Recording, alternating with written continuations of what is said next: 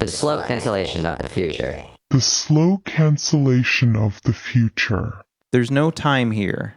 Not anymore. The final image of the British television series, Sapphire and Steel, seemed designed to haunt the adolescent mind.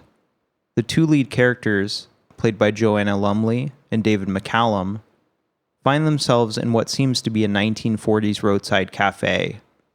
The radio is playing a simulation of Glenn Miller-style, smooth big band jazz. Another couple, a man and a woman dressed in 1940s clothes, are sitting at an adjacent table. The woman rises, saying, "This is a trap. This is nowhere, and it's forever." She and her companion then disappear, leaving spectral outlines. Then, nothingness. Sapphire and Steel panic. They rifle through the few objects in the cafe, looking for something they can use to escape. There is nothing. And when they pull back the curtains, there is only a black, starry void beyond the window. The cafe, it seems, is some kind of capsule, floating in deep space. One aim of Sapphire and Steel was to transpose ghost stories out of the Victorian context and into contemporary places, the still inhabited or the recently abandoned. In the final assignment, Sapphire and Steel arrive at a small service station. Corporate logos, Access, 7-Up, Castrol, GTX, LV are pasted on the windows and the walls of the garage in the adjoining cafe. This halfway place is a prototype version of what the anthropologist Mark Ogue will call in a 1995 book of the same title, non-places. The generic zones of transit, retail parks or airports, which will come to increasingly dominate the spaces of late capitalism. In truth, the modest service station in Sapphire and Steel is quaintly idiosyncratic compared to the cloned, generic monoliths, which will proliferate beside motorways over the coming 30 years. The problem that Sapphire and Steel have come to solve is, as ever, to do with time. At the service station, there is a temporal bleed-through from earlier periods. Images and figures from 1925 and 1948 keep appearing, so that, as Sapphire and Steel's colleague Silver put it, time just got mixed, jumbled up together, making no sort of sense. Anachronism, the slippage of discrete time periods into one another, was throughout the series the major symptom of time breaking down. In one of the earlier assignments, Steele complains that these temporal anomalies are triggered by human beings' predilection for mixing of artifacts from different eras. In this final assignment, the anachronism has led to stasis. Time has stopped. The service station is in a pocket, a vacuum. There's still traffic, but it's not going anywhere. The sound of cars is locked into a looped drone. Silver says, "There is no time here, not anymore." It's as if the whole scenario is a literalization of the lines in Pinter's No Man's Land. No man's land, which never moves, which never changes, which never grows older, which remains forever icy and silent. Hammond said that he had not necessarily intended the series to end there. He had thought that it would be rested, to return at some point in the future. There would be no return, at least not on network television. In 2004, Sapphire and Steel would come back for a series of audio adventures, though Hammond, McCallum, and Lumley were not involved. And by then, the audience was not the television viewing public, but the kind of special interest niche easily catered for in digital culture.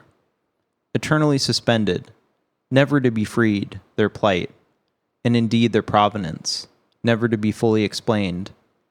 Sapphire and Steel's internment in this cafe from nowhere is prophetic for a general condition, in which life continues, but time has somehow stopped.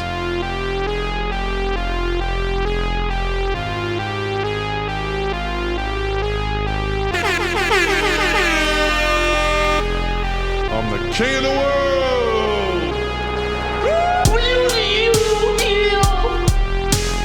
I just try to make that shit as base as possible. I just try to make it base. Did you lose your pen? Oh, that's too bad.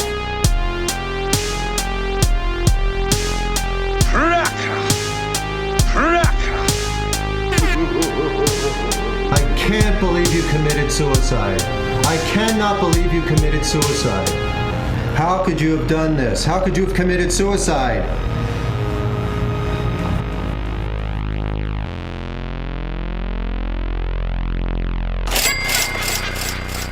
Hey there, friends and family. This is Dan. I'm here at the Dan and Adam Are Afraid podcast. Family, extended, hour, whatever the fuck this thing's called. I'm joined here on episode, I think it's 95 this week. It's a Sunday, April 12, 2026. Thanks for joining us, folks, on episode 95. Joined here by my lovely co-host, Adam. Would you love me when I'm 95, Dan? Because I still love this podcast. Glad to hear that, Adam. We're joined here by a special guest, just in time for a Perfect War episode. Tyler, how you doing, bud? What's up, guys? Doing great. Been not that long ago, I guess maybe like a month ago I was here. Glad to be back again. Yeah, you're on After Hours. That was technically 3 episodes ago. Yeah, sounds about right. I mean, a lot has happened with me since then. In my personal life, I'm officially married. Your boy's off the market. She made an honest man out of you. Mm-hmm. That's good news. We need to up the energy on this podcast, guys. Did you guys just wake up? What have you guys been doing today? Dan, I had myself an omelet, some coffee. Dude, I've listened to myself a bunch, and I don't like it when I'm high energy on this show. It's cringe, as the kids He's would like, say. I like it when I say 5 words a show. I like when Adam Bot overstages me. No, yeah. I disagree with you, Adam. Yeah. I'm just chill, man. I'm just a regular Gen Z. I'm chill Adam. I'm just a Gen Z kid over here. I don't know. I'm feeling low energy today. Yeah, I can tell this. That's why I got can't my. even remember what happened 15 minutes ago. Yeah. Nice. I got my NPR vibe going on today. Wait, let me do this real quick. No. Adam Sandler's animated body is beautiful. All right, let's just move on. We're talking about Memento today, guys, right? We're talking about a movie. What movie we watched today, Adam? Oh, yeah, that's right. We watched 2000's Memento. Coming soon to a theater near you. I have this condition. The condition? It's my memory. Amnesia. No. It's different from that. What? Since my injury, I can't make new memories. Everything fades. If we talk for too long, I'll forget how we started. And next time I see you, I'm not going to remember this conversation. What's the last thing that you do remember? My wife. That's sweet. Dying. Lenny! I guess I've already told you about my condition. Oh, well, only every time I see you. You don't remember where you've been or what you've just done? No, I can't make new memories. It's like waking. It's like you just woke up. When you find this guy, what are you gonna do? I'm gonna kill him. Maybe I can help you find him. Are you sure you want this? My wife deserves vengeance. Do not trust her. She's gonna use you to protect herself. I think someone's been trying to get me to kill the wrong guy. You can question everything. You can never know anything for sure. Teddy, don't believe his lies. You wander around playing detective. Well, maybe you should start investigating yourself. Who did this to you? You did. I want my life back! Why are you asking me? I can't remember what I've done. I have no short-term memory. Since my injury, I can't make new memories. Everything fades. If we talk for too long, I'll forget how we started. And next time I see you, I'm not going to remember this conversation. I don't even know if I've met you before. I've told you this before, haven't I? Yeah, that's right. Memento. It's a 2000 American neo-noir psychological thriller film written and directed by Christopher Nolan, based on the short story Memento Mori by his brother Jonathan Nolan. This is episode 95, folks. Thanks for joining us on episode 95. We're talking about Memento today. We're talking about my arch nemesis, Chris Nolan. Adam, why'd you pick a Chris Nolan movie this week? Christopher Nolan is he's one of my favorite directors.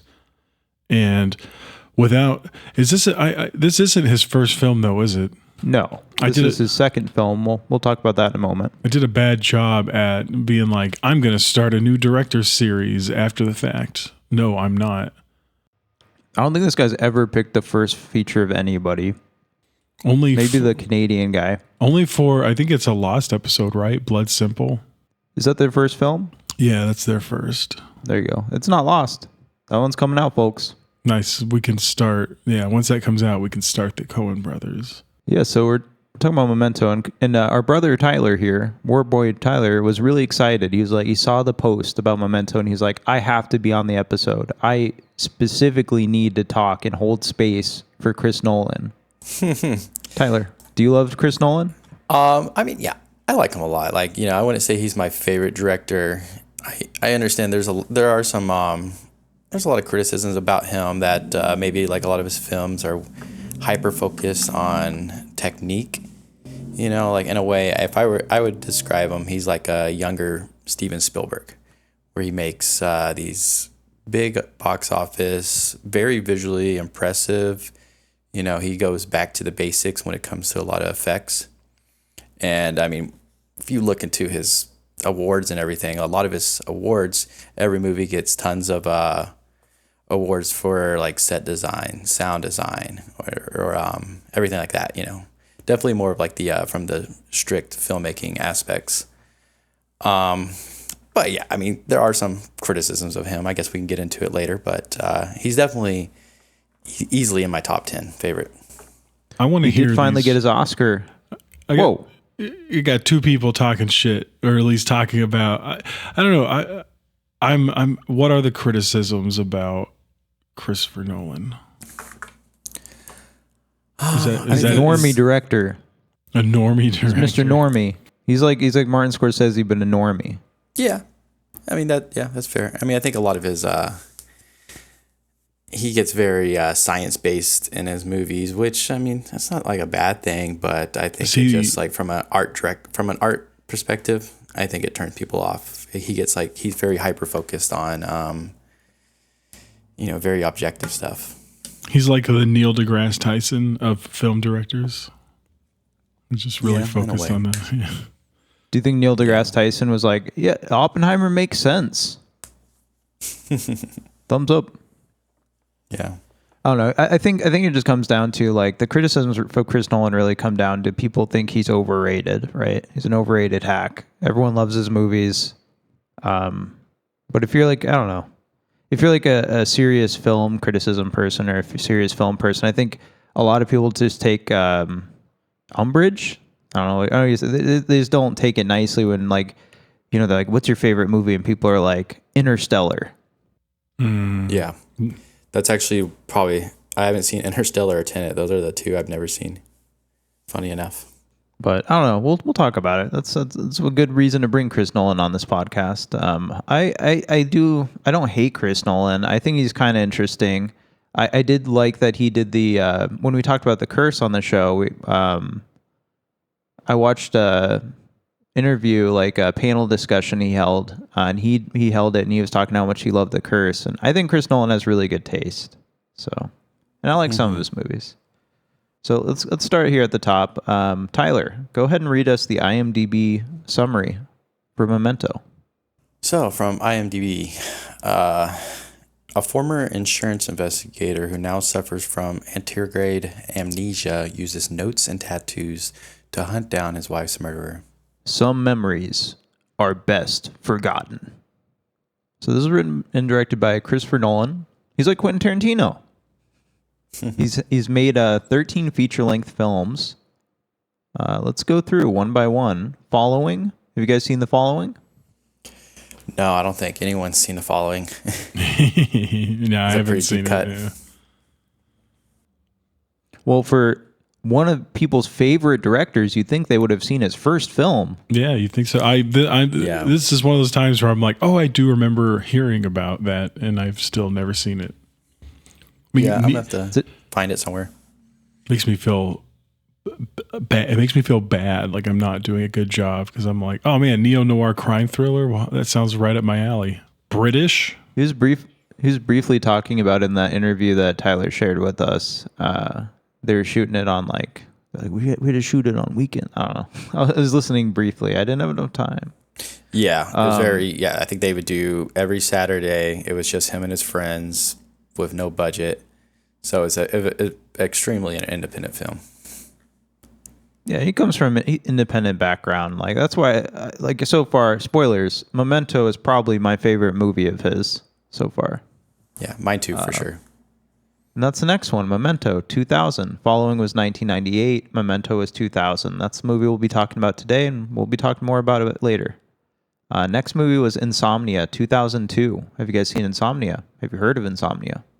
Yeah, I watched it probably around the same time I saw Memento, like the late 2000s. And I mean, that's a good one. I mean, it's very in the same vein as Memento.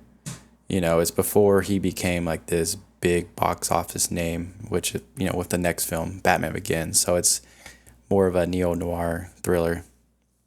Starring Al Pacino. We just talked about an Al Pacino movie last week with Scarface. Shout out. So, yeah, Robin Williams, Hilary Swank. Whoa, star-studded. Robin Williams. Oh, I can't sleep. Oh, I'm gonna. I'm gonna star in a 1 hour photo. Whoa. It's going to be a movie. I almost just said a bit about. I was like, what is he, a 1 hour photo worker in this movie? Oh no, he's not. That's a different movie. I'm pretty sure he's the serial killer or the killer in this movie. Spoiler. No. It's really for 2002. He's like, I killed your wife.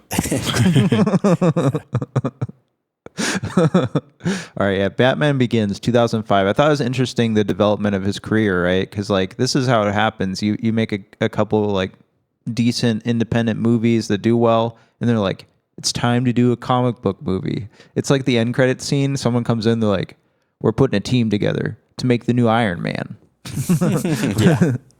He's like, we're making a new Batman. He's like, I'll do it. And then we get Batman Begins. So I never saw Batman Begins. Still haven't seen it. I haven't even really seen The Dark Knight. So oof, I've not seen Batman Begins. I do remember when it came out. It didn't seem like a huge deal. Like Batman Begins wasn't like highly allotted. This wasn't what put Christopher Nolan on the map, right? No, I mean I remember seeing it in theaters. Dark Knight is definitely the one that blew everything up, but I still love Batman Begins. I don't care. You know, that whole trilogy, I do love it. What about you, Adam? You just looking over there at the wall? I'm looking at you, motherfucker. You're just thinking about the times you watched Batman Begins in 2005. I mean, Batman Begins, and to get ahead of ourselves a bit, The Dark Knight Rises.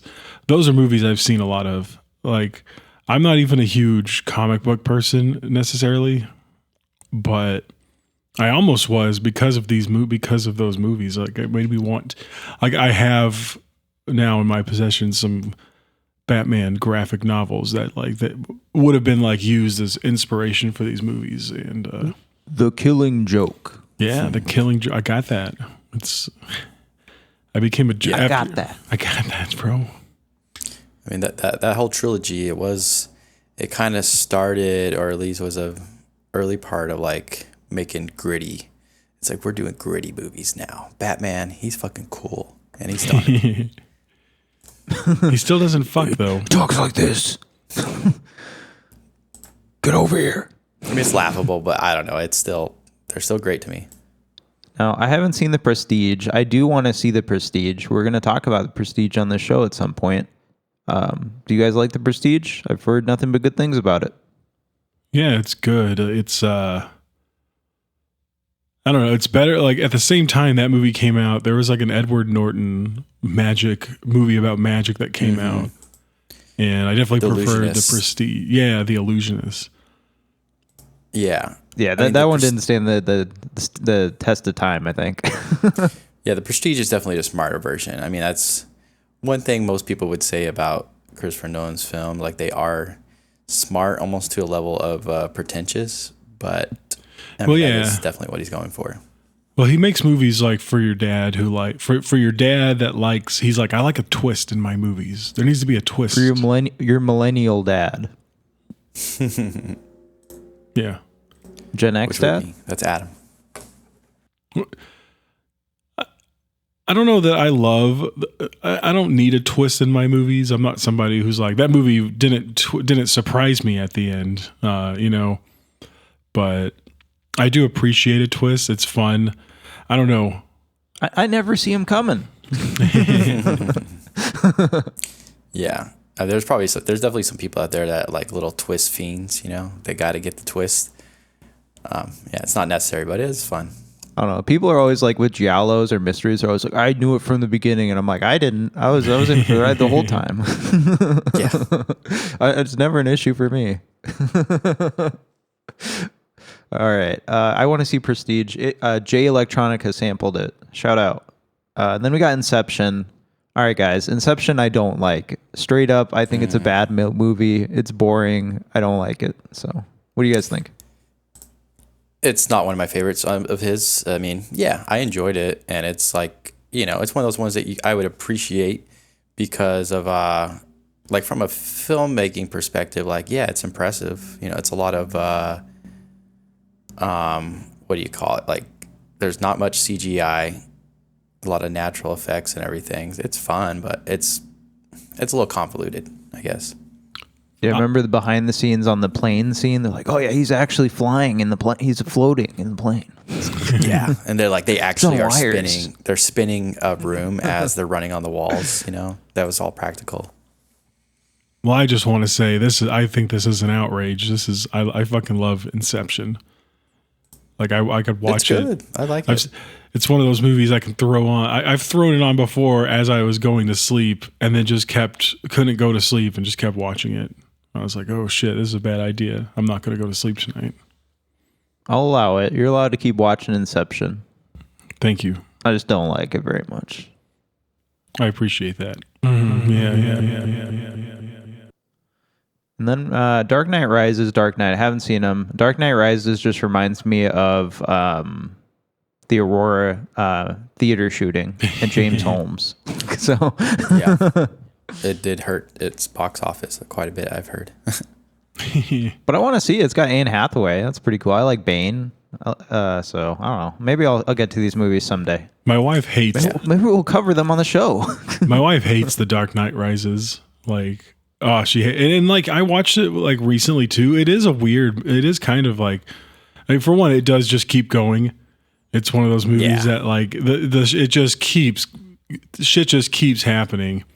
And it's even like structured in a way where like a lot of the scenes aren't even that long, and it just jumps into like there's not a lot of like setup for things that happen. It just has them happen. Which I mean, hey, like I'm sure you could like look at that and like be like, that's an interesting way to make a film. But I don't know. I love Tom Hardy in that movie. I think he does a great job.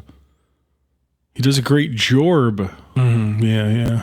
Now, I don't want to curb stomp Interstellar too much. I want to say my relationship with Christopher Nolan modern day starts with Interstellar. I was really excited for it. I was like, this is going to be great. I was like, Adam, we got to go see Interstellar opening night. We go to see it, and I was the most disappointed I've ever been in my life. So, how do you guys feel about Interstellar? Give me your quick thoughts. I mean, funny enough, I think I said earlier, that's one of the two, not counting his first film I've never seen Interstellar. I'll watch it. I mean, and I'm sure I've seen little clips, and I'm sure I'd like it, but no, I don't think it's going to be one of my favorites. Coming in again, I love Interstellar. I know, like, I don't know, I hate how it gets compared. So many people are being like, "Oh, it's like the modern 2001 Space Odyssey." I don't think that. No, it's the modern 2010, The Year We Make Contact by John Hyams. Yeah. All right, moving on. Dunkirk, haven't seen it. honestly, Dunkirk, amazing war film, and it's not like a, it's not like a traditional war film. It's more just like a historical film. Yeah. That one's great. I mean, it's very straight up, opposed to his other stuff, because it's really it's a historical film. But yeah, great one. Yeah. Yeah. You've seen it, Adam? Yeah. Yeah. You've seen it? Yeah. Yeah. It's one of those movies I watched this movie in the middle of the day.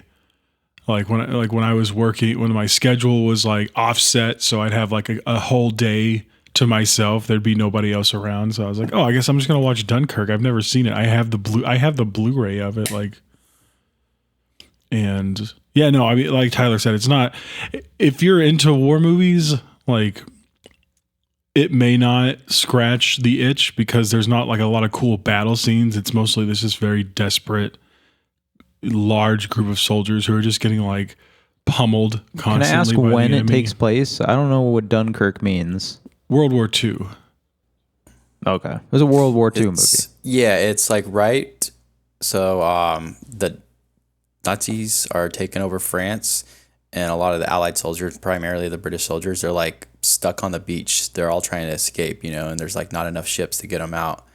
So like why they're getting threatened by bombings from the Luftwaffe, the German Air Force.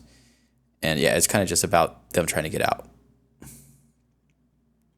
Has Harry Styles in it. Harry Styles. Oh man, I was wondering who was in it. I was like, is it like Andrew Garfield? Is he in this one? Harry Styles. Tom Hardy plays like an American pilot who's helping out. And yeah, that's about it. Well, I got to see it for the Harry Styles. That's a personal thing for me. All right, and the next one is Tenet. I'll defend Tenet. I think this is one of his better movies, and I would like to rewatch it. Yeah, that's one I want to see. I mean, I think this one gets. I've heard, at least online, I've seen it get hate. Oh yeah, it's got a lot of hate. What's there to hate? You got Robert Pattinson. Yeah, I don't know. There's kind of like people use a lot of Christopher Nolan films to make fun of Indians, because I guess a lot of Indians love Christopher Nolan. Because he has very like science-based films. Yeah. So I don't know. I mean, obviously that's not a good reason, but it's kind of a funny reason. Tenet's great, and I back our Indian brethren in loving Tenet. Then Oppenheimer. Maybe the Japanese don't like this one, but I liked Oppenheimer. Give it a solid 4 stars if I was still giving movies star ratings. Oppenheimer's another one of his good movies. Emotionally, it's a little flat, but I think the bomb scene, Benny Safdie, it's great. Mm-hmm. Yeah, I thought Oppenheimer made me. It felt like you're watching. At times, it felt like you were watching a Marvel movie, but it was a Marvel movie about the scientist who created the A-bomb. So, at one point, Alfred, or no, wait, what's his name? Alfred. From Batman? No. Wait, what's Einstein's first name? The scariest thing I've ever seen in my life. I gotta sound stupid. What's Einstein's first name? Oh, Albert. Albert. I'm like Alfred Einstein. I swear I'm not stupid. I just I drank a few beers last night. Yeah, because he would Albert Einstein just appears sometimes and it's him coming out of some smoke. He's walking. It's Einstein. Yeah, you're like the that Leonardo DiCaprio meme. Whenever he comes on screen, you're pointing. Yeah, there he is. Dude, I'm that movie. You're just pointing at the screen the whole time, being like, "It's that." It's guy. like when Karl Marx shows up in Assassin's Creed, and he's like, "No, don't destroy property. That'll just turn people against us." All right, I like Oppenheimer. It's decent. People had issues with the editing. I don't know. In retrospect, it's whatever. It's fine. And then we got the Odyssey coming out. You guys know about the Odyssey? You guys excited? Tom Holland, the Odyssey. You got Benny Safdie in there. You got Zendaya, I think. Got Matt Damon. She's in everything nowadays. I just went and saw the drama last night. Whoa! But yeah, loved it. But yeah, I mean, she's in fucking everything these days. Did you think the drama was a romantic comedy? in its bare form? I get, yeah. I mean, maybe I wouldn't describe it as that. I can see why someone might think that. I was thinking it's like it's like wedding uncut gems. Oh shit! Great movie. Check it out, folks. Go check out the drama while it's still in theaters. Big hit for A24. Let's make it the biggest one. Mm-hmm. All right. Let's get into it. The good and the bad. I didn't really prepare too much this week, but I want to kind of freehand it, and I want your help, guys. The good, he had just turned 30 years old. He was young. He was my age. So I'm like, oh, good. Oh, good. I still have the chance to produce something interesting. But what's the good about Christopher Nolan directing Memento? I think it's kind of like when I listened to some of the interviews, like there were a lot of studio executives that like they watch this and they're like, oh yeah, well this is a great film, but I don't think we're gonna buy it because it's like too smart. Like they thought they think audiences are just a bunch of fucking idiots. So I think in some ways like this coming out, I don't know if it had a major impact, but I think it kind of helped bring about more smarter films, and generally, I mean, with Christopher Nolan in general, I mean, I think he does a great job of getting people to theaters. He's helping to keep theaters alive in a sense.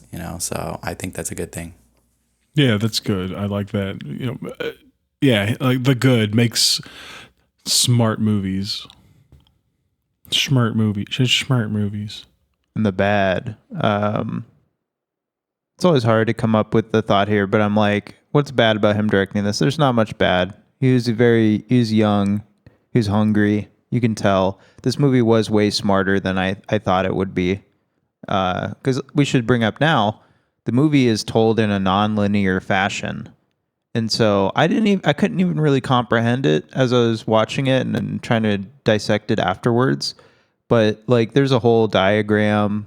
It is a little bit pretend. Like, oh, we built a diagram. We put it on the Wikipedia. Here's how it is. How we put it together. But there's like color scenes, right? And those are all in reverse order.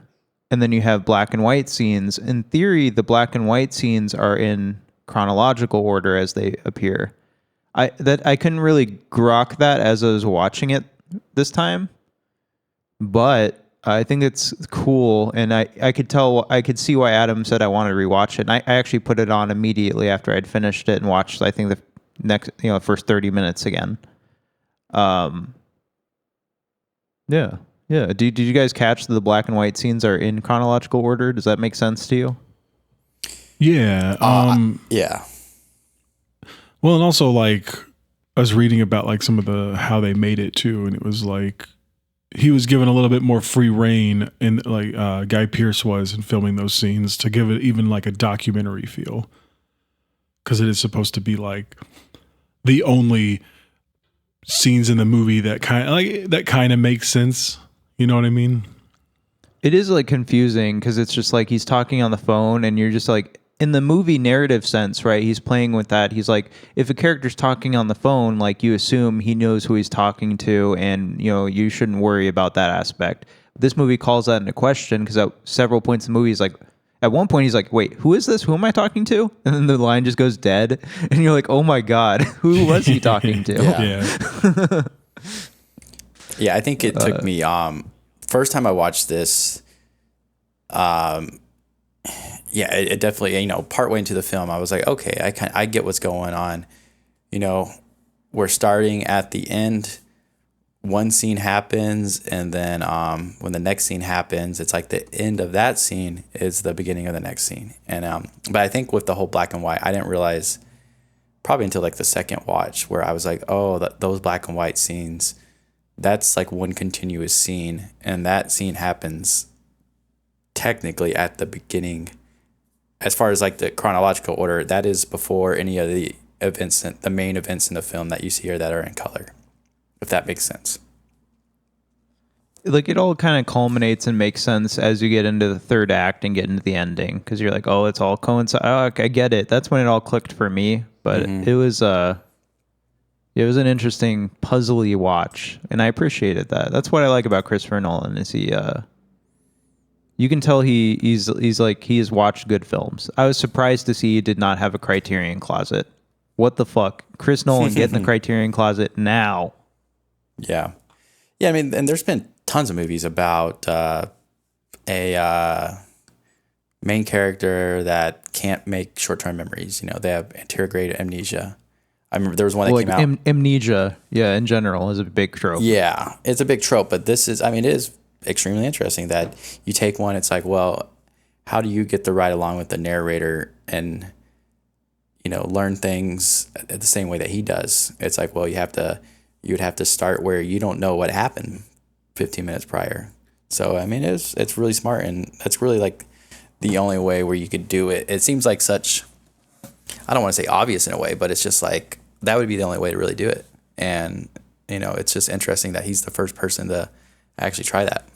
Have you guys watched a lot of noir movies? Is that like, because I was thinking, I watched a bit of that interview with Chris Nolan about Memento, and he was talking about like the reason they were so excited, him and Jonathan, his brother, were so excited about making and producing this was because he was like, it's like amnesia, but it's not. It has concrete elements that you can follow. Like you can rewatch the movie and there's concrete elements that you're like, oh, this makes more sense now. So you can almost use like the movie itself to decode it and analyze and dissect itself.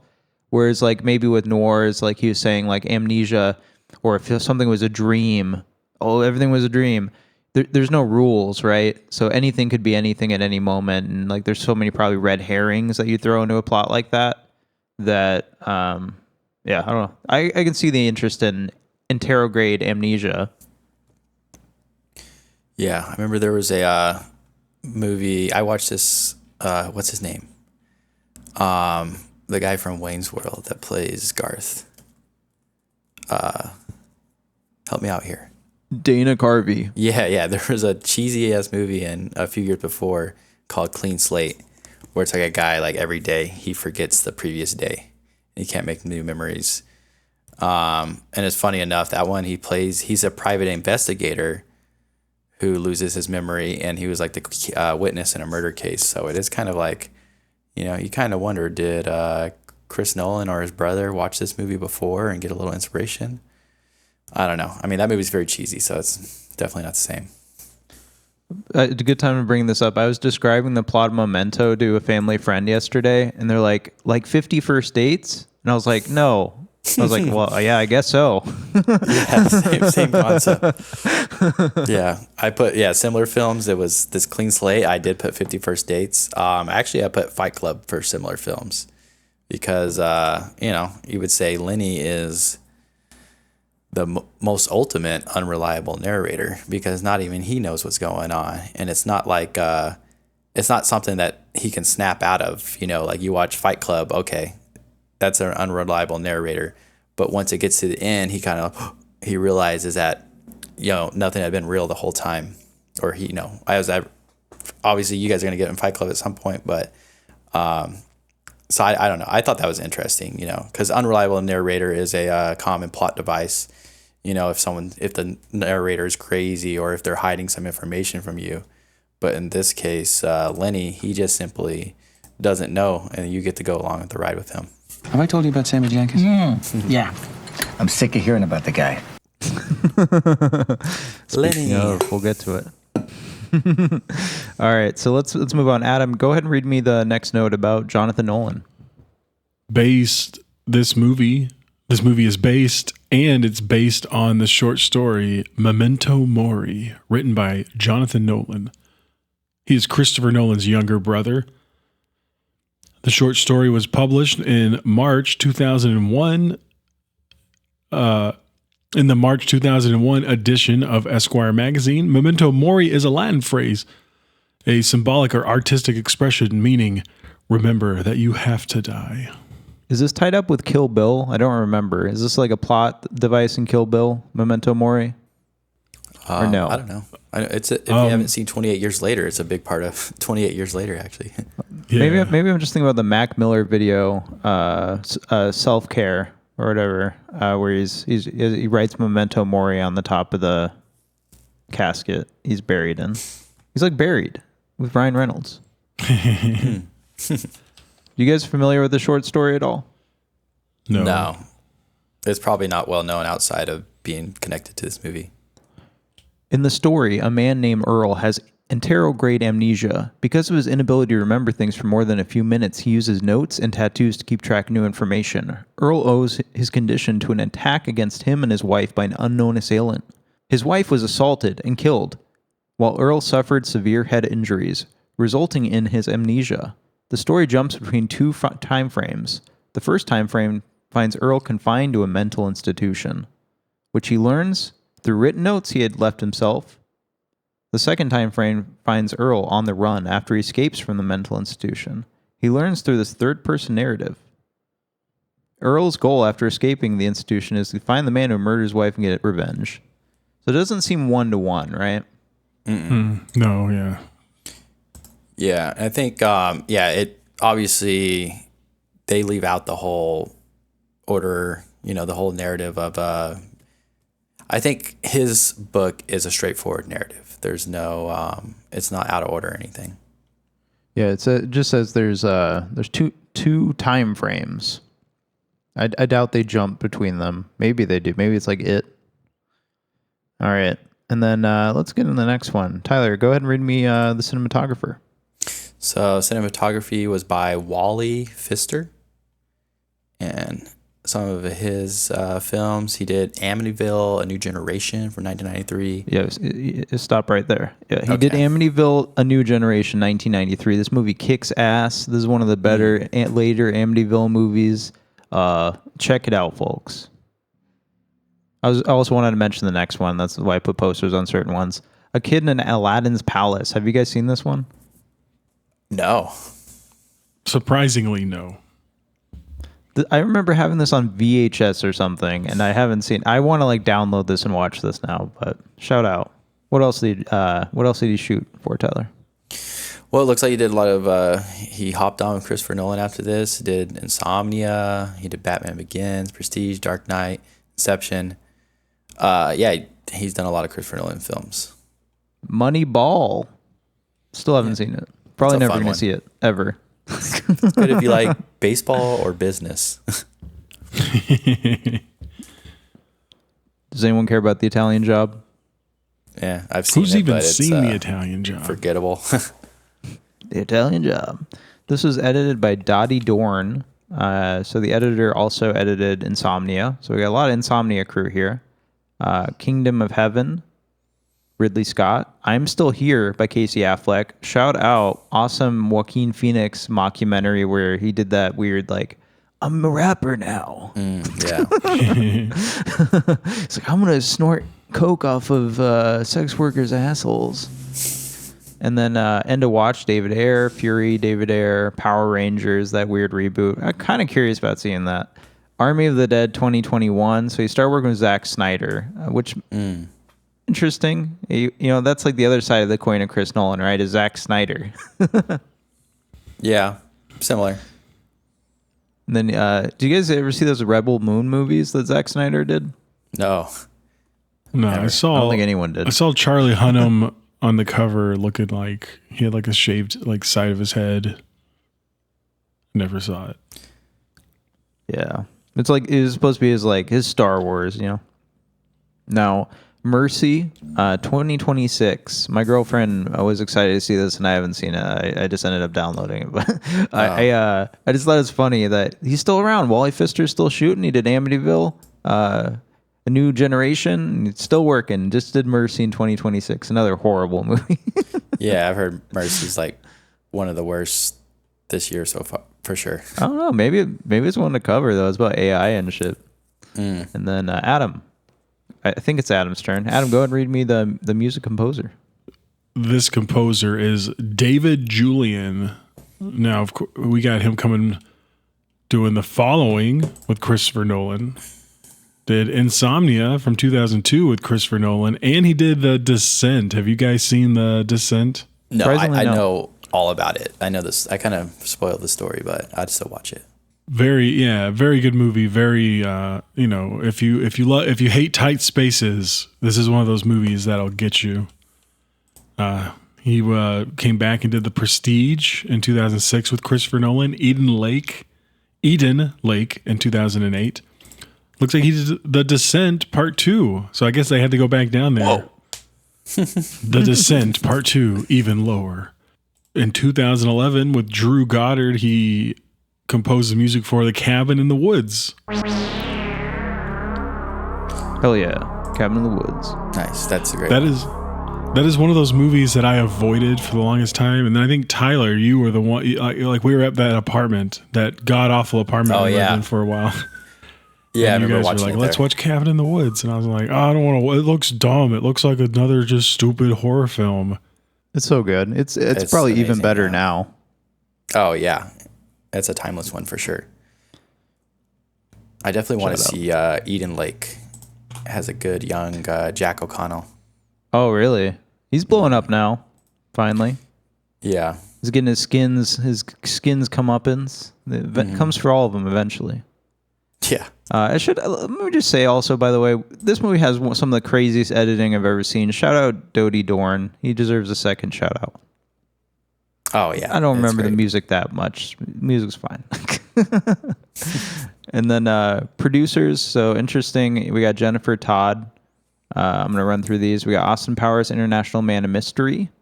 Austin Powers, The Spy Who Shagged Me, Idle Hands. Austin Powers and Gold Member, Across the Universe, one of Adam's favorites. I don't know if that's true. That's one of my favorites, actually. Alice in Wonderland, The To-Do List, Alice Through the Looking Glass, and The Thursday Murder Club. So Alice in Wonderland, folks, we'll talk a bit about that later. Susan Todd, they're sisters. We'll talk about that as well. Producer, sisters, other sister did Die Hard 2, Predator 2, love that poster. Mighty Morphin Power Rangers, the movie 1995, love that poster, holy shit. Austin Powers, International Man of Mystery, G.I. Jane, Austin Powers, Idle Hands, Alice in Wonderland, Alice Through the Looking Glass, Bad Moms, Jexy.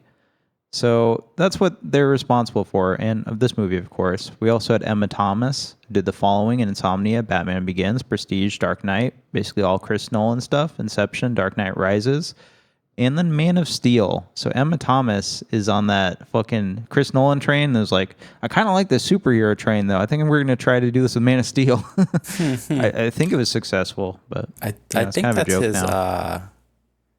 that's his wife, right? Is it?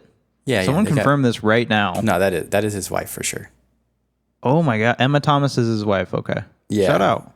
So that's very, I mean, I wouldn't not be able to do that, but that's very commendable that they're able to have so much success working together. Yeah, no, for sure. And she got producer credit on a bunch of movies.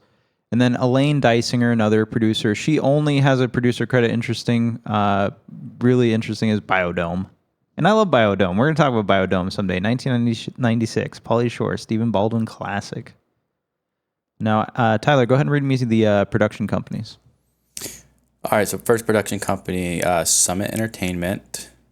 That's owned by Lionsgate Studio, founded in 1991.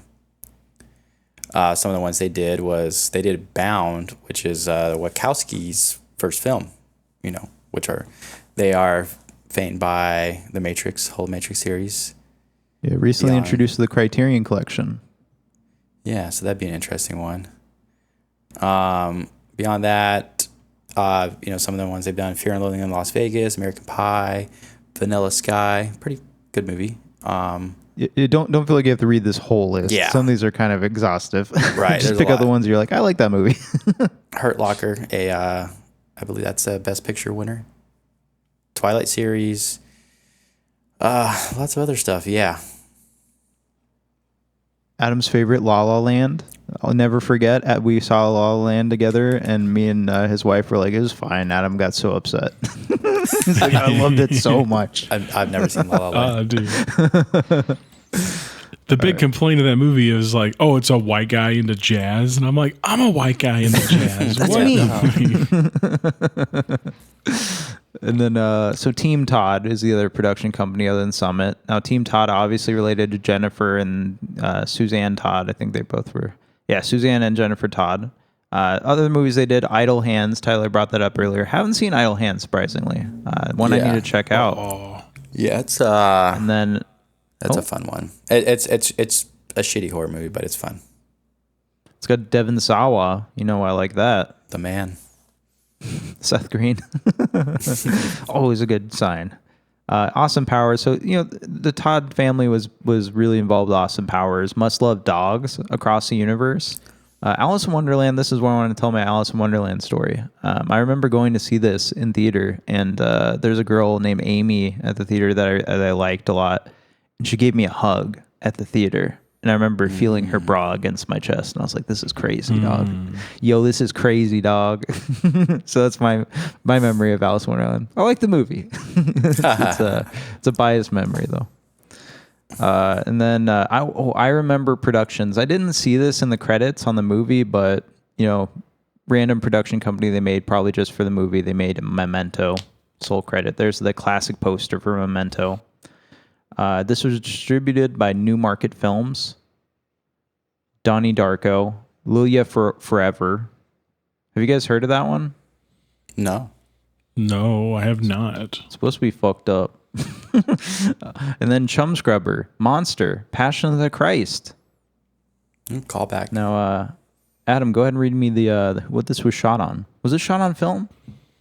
Shot on 35 millimeter with Panavision Panaflex Gold 2, which, introduced to the market in 1976 with Panavision E-Series lenses.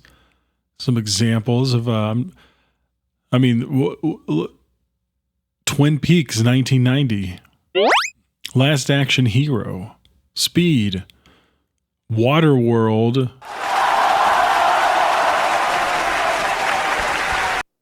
we love this camera. Lost Highway, another David Lynch. The Saint, a really good.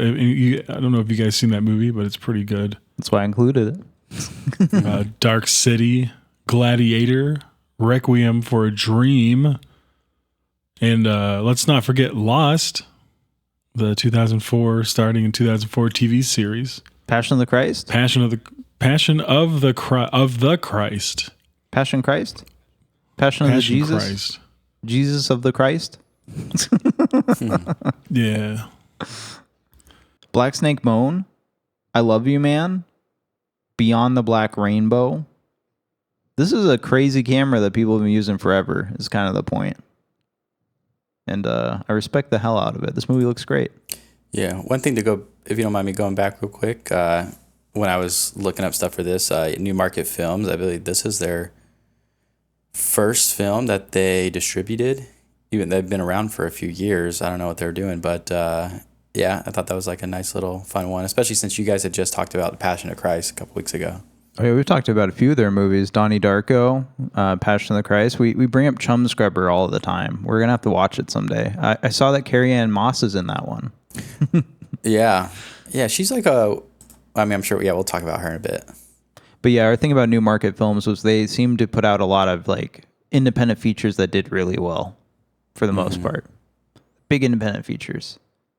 Adam, what was this mastered via? Mastered via photochemical intermediate. Struck to 35 millimeter film prints for theatrical distribution. So as we like to talk about, this was a painstaking process. And if you saw it in theaters, you saw it on 35 millimeter. You can brag about it. Tyler, when was this shot from?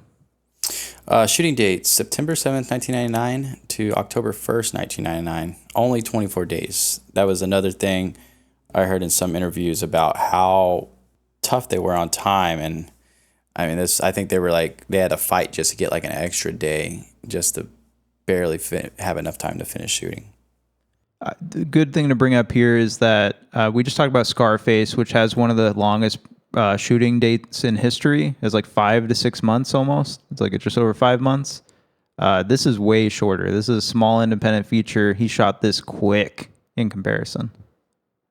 Filming locations. It was shot in Altadena, Burbank, Carson, Glendale, Los Angeles, Pasadena, California, also some in Los Angeles, Nevada. The only note I really have about the locations is obviously it's shot in LA. Everything's fucking shot in LA.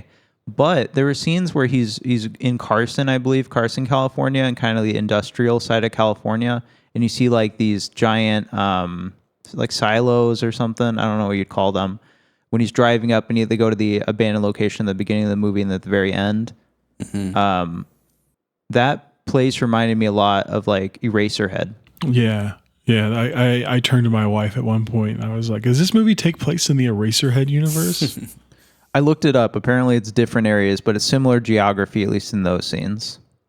And then Tyler, what was the aspect ratio we're looking at? Aspect ratio is 2:39:1 modern scope. Yep, we got black bars top and bottom. Dan is satisfied. Then Adam, I guess I'll read this one. Runtime 113 minutes, 1 hour 53 minutes. Did you guys think this movie was too long? No. There's some parts. I think like there gets a part in the middle where the whole some of the scenes aren't super important. You know, it probably could have been cut down a little bit, but it doesn't feel too long. I was telling you last night, Dan, it doesn't feel like a long movie, but the first 30 minutes of this movie do feel pretty long. Like when you're just kind of getting adjusted to like the rhythm of the storytelling, it's a little bit like, because it's so much like, so many scenes are kind of like cyclical, right? Like you'll see something at the beginning of the scene, then it happens, and then as the scene's going, it kind of like explains how you got there. And I think like right as you're starting it, I was like, oh man, this movie's going to take forever. But then it doesn't. It gets, once the movie like picks up speed, you're just like, you're in it like a rocket. Yeah, I was very into the movie. I wasn't worried about the time outside of just like, I got to get this watched before the podcast. Mm-hmm. I woke up early today. Adam, go ahead and read me the release dates here. So we got our release dates. Now, for the wide release in the United States, that was May 25th, 2001, released in 531 theaters. But before that, we also had on September 5th, 2000, at the Venice Film Festival, September 9th, 2000, at the, I'm trying to remember what the TIFF is. Toronto International Film Festival. There we go. January 20th, 2001 at Sundance, and then March 16th, 2001 had a limited release on a Friday, 11 theaters in the United States. So point being, this was a 2000 movie, but you didn't see it until 2001, right? Very common thing, happens all the time. Interesting to note here. You didn't see it till May 25th, 2001, but it hit 531 theaters. It's quite a bit. It's wide enough for a small movie like this. But let's go ahead and get into the month of May 2001. What did it look like? Well, the theatrical landscape was ruled by big-ticket fantasy adventure movies, romantic war drama, with The Mummy Returns, Shrek, and Pearl Harbor pulling massive crowds and defining the month's tone. Around them, the multiplex filled out with comedies, some romantic films, some sports action, thrillers, biographical crime drama. And in the middle of this genre-heavy mainstream churn, Memento continued its slow burn run, while Freddy Got Fingered added a chaotic counterpoint to the fringes. Let's go ahead and read a little bit about these movies. Now, again, we don't got to read through everything, but The Mummy Returns. You guys remember this one? Oh, yeah. I probably saw it in theaters. Dude, this movie, I was like stoked to see this movie. Yeah, we were hardcore in The Mummy back in the late 90s, 2000s. Had it on VHS. They just announced it. They just announced The Mummy 4, I think, with Brendan Fraser returning. Yeah, and there's like a remake coming out too, like another Mummy series, right? No, we'll talk about that right now. Okay. So The Mummy Returns was a PG-13 rated fantasy action adventure directed by Steven Sommers. Always interesting how I never know any of these directors. I'm just like, I know the movie, but never know who directed it. But that starred Brendan Fraser. The note there is Brendan Fraser is not in Lee Cronin's The Mummy. Right. Yeah, I knew it's different. I saw like a teaser for it the other day. Yeah, we talked about it in one of our trailer reels like a month or so ago, and I said it looked like dog shit, and I still think it does. It looks terrible, and yeah, more on that later, folks. What was the next movie, Adam? You know it, you love it. We're talking about Shrek from May 18th, 2001. I mean, do I really need to go into explaining what... I guess for like any younger listeners out there, Shrek was a PG animated fantasy directed by people I've never heard of, starring Mike Myers, Eddie Murphy, Cameron Diaz, and John Lithgow. It's the movie that your dad saw. Remember, we're talking to the 12-year-olds right now who listen to our podcast. You know, your dad saw this movie in theater and it defined much of his life for many years. Yeah, now they do Shrek raves for aging millennials at venues. Yeah, it's just all, and I saw her face. Now I'm a believer. It should be noted these worldwide grosses are pretty fucking crazy. The Mummy Returns had $433 million. Shrek, $484 million overall. Wasn't top of the month, but it came out on top. And then next one was what was that, Tyler? Next one, Pearl Harbor. This is one I definitely saw in theaters. That was PG-13 rated romantic war drama film directed by Michael Bay, who a lot of people should know. I mean, most people know this movie, but if you don't, it's Ben Affleck, Josh Hartnett, Kate Beckinsale. It's a little love triangle that is set in the backdrop of Pearl Harbor, and then eventually Pearl Harbor becomes the main thing. I was thinking about that. Is that like common where like a period piece about a war movie is like actually like about a romance? I guess that's pretty common, right? Like how else do you tell that story? You're just like two friends. There's two guys. They're at war. It's called Dunkirk. Right. I mean, it's it's good writing that you put an actual characters in there that have something going on, and so it is kind of like but for something as big as like Pearl Harbor, a defining historical event in the whole United States history, it is kind of funny to like have that's the main focus, and then it's like, oh, by the way, Pearl Harbor is going to happen now. Go with your family to watch Ben Affleck get cucked by Josh Hartnett. Yeah. $449 million this one made. One last note about Pearl Harbor I would say is it's interesting to think about Alec Baldwin in a serious role like this, because I think he's too comedic now. Too comedic.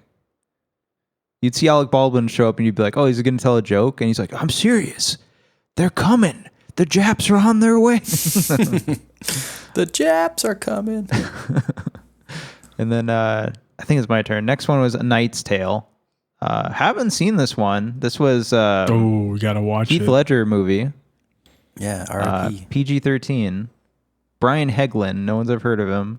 You guys like this one? It's all right. I mean, do. It's kind of forgettable, but it's fun. It stars or co-stars like the man who goes on to play Robert Baratheon in Game of Thrones. And it features a young, not Shakespeare. I think I always get it mixed up. But one of those old writers. But yeah, no, my dad hated this. He never saw it, but he hated it because like part of the, it'd be like historical revision. Like it was just all supposed to be like this kind of like cheeky play on like the past, but with like a lot of modern. I don't know how to put it. Yeah, that's something my dad would hate. It's like, this isn't historical. Well, it only made 117 million, so a lot of dads did not go. My wife loves this movie. I think that was like the biggest.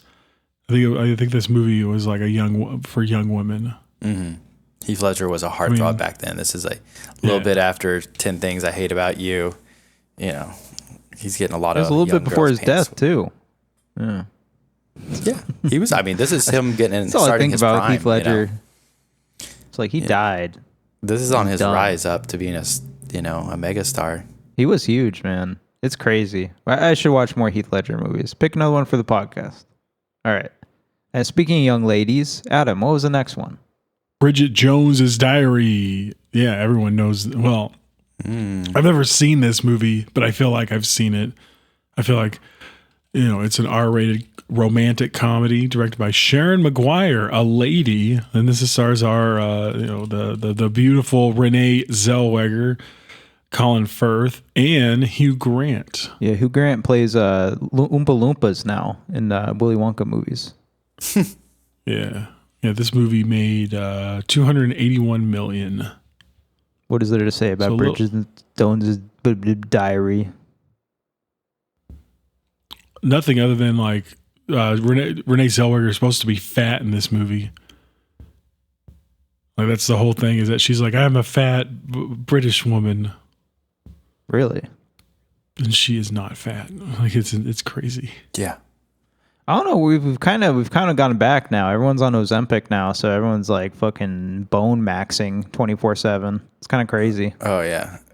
If you're fat, they're like, what are you, fucking poor? Adam's kind of talking from a 2019 perspective. I don't know if you guys noticed, but body positivity movement kind of died. It's gone. Yeah. It no longer exists. Lizzo is on Ozempic. Yeah. Controversial. All right, next one. Tyler, what was the next one? Next one, Angel Eyes, R-rated romantic drama film, directed by another guy I do not know, Luis Mendoki. This one starring Jennifer Lopez, Jim Caviezel, Jim Caviezel, Jesus himself. Yeah, this is one like I saw it like come on HBO or something. I don't know if I ever finished it, but I definitely remember like the first part of the film where it's like, well, here's the description: a mysterious man is drawn to a feisty female police officer, and an unusual relationship ensues, as not everything is as it seems. Yeah, I've not seen this one. This goes into the Jennifer Lopez cinema alongside Vince Vaughn cinema. I've never heard of Angel Eyes. I'd be curious to watch it. It did not make very much money. It made a lot like this month, but that was it. 29 million. Very little comparatively. Yeah, I think it was kind of a panned movie by the critics. Yeah, I don't include the maybe I should start including the Letterboxd star ratings next to it. That's a good idea. Next one was Driven. Another one I haven't heard of at all. Rennie Harlan, a sports action movie. Sylvester Stallone, Burt Reynolds, Gina Gershon. A young hotshot driver is in the middle of a championship season and is coming apart at the seams. A former kart champion is called in to give him guidance. So Sylvester Stallone's losing his mind, and they call in Burt Reynolds to be like, "Hey man, I've driven kart before. You just gotta go faster than the other guys." He's like, "Oh man, I didn't think about that."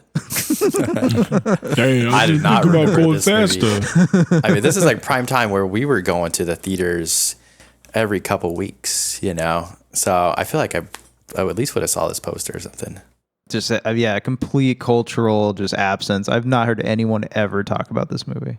So confirm this, Adam. Have you heard of this one? No. I thought this was like a prequel to Drive. I wish. And then, Adam, you're up next. What was the next movie? We're almost done. And of course, the next movie was Along Came a Spider. I feel like this is one of those movies like we watched on a rented DVD or videotape, probably a DVD. I don't remember this movie whatsoever. I remember my dad and mom rented it. Yeah, I remember watching it. Nothing really special. R-rated thriller. Morgan Freeman. What's her name? Wincott. Ashley Judd. I thought it was Ashley Judd. I don't care about Michael Wincott. Who the fuck is Michael Wincott? He was in Nope. He's the cinematographer. He made a comeback. Oh yeah, yeah. Made a bigger comeback than Jude Law. What were you saying? Jude Nelson, Ashley Judd. But it was one of those. It was one of those movies. Yeah, it's an Alex Cross movie. If anyone knows about that, it's Tyler Perry is become Alex Cross nowadays. But this movie grossed $105 million, so not a total, not a flop. Yeah, more than the other two we just talked about. Yeah. Next one, Tyler. What was it? Everyone loves it. I love it. You love it. Spy Kids. Which, that's a PG-rated spy action comedy film directed by Robert Rodriguez. Funny enough, I think that's kind of it's not where he got his start at all, but it is kind of a funny little blip in his filmography that he decided to do a kids movie. I might have seen the first one. Didn't he do Shark Boy and Lava Girl? I think so. Yeah, I guess. Yeah. That's good. Yeah. Well, isn't Danny Trejo's character in these movies? Isn't he Machete in these movies? It's like a play on. Well, I think like he's Uncle Machete, and then they came out and made Machete, which I mean, it's a callback. Yeah. Yeah, I mean, he's pretty much the same character in Desperado as well. I love Spy Kids. If you know Dan, you know Dan loves Spy Kids 3D Game Over. One of the best 3D experiences. They're going to put it back in theaters, and I'm going to be there. Yeah. I love Spy Kids. It's such a, and it kind of marks such a moment in time where I was talking about someone yesterday about like how culture used to just, it was like, you know, culture used to be very inclusive of everybody, but it wasn't like pushed on people. I guess that's how people feel now. And I kind of get it with like the very, what would you say, like identity politics of the time periods. Maybe we're exiting. I really don't know where we're at anymore. But, you know, it's a movie directed by a Mexican, or at least Hispanic director, I imagine. And, you know, it's a very, very like Mexican movie. I don't know. Yeah. Oh, yeah. I don't know. Yeah, I get what you're saying. Nothing felt forced or anything. No, it's just like, it was a movie about a family that they're Spy Kids, but they're Mexican. And it's like, oh, okay. But it's not like, it didn't feel like SJW or anything at the time. No one called it out for being like, oh, why aren't there white Spy Kids? Yeah. Yeah, Robert Rodriguez, very interesting director. You know, he's like the cool version of Quentin Tarantino. He doesn't get enough respect, and I love his Grindhouse, Planet Terror. That's like amazing. Oh yeah, it's just like a fun zombie film.